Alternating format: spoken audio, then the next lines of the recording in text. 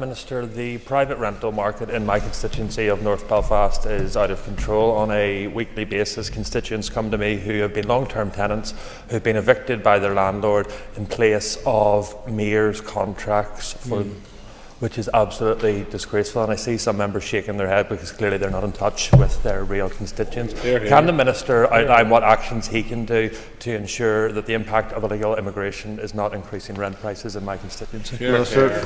It is interesting, Mr. Speaker, that what the member did at the start of his question was simply state fact, and that seemed to really rile up some members in this House.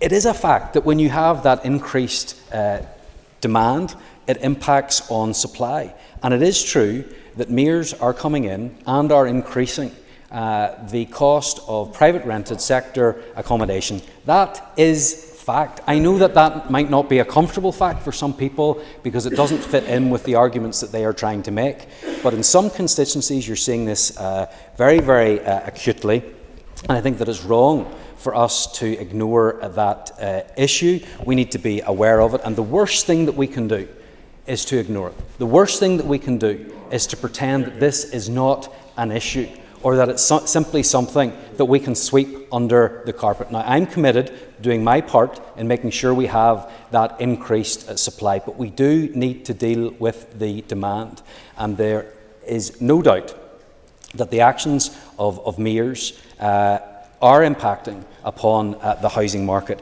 and anybody that would argue otherwise is simply not in touch with reality.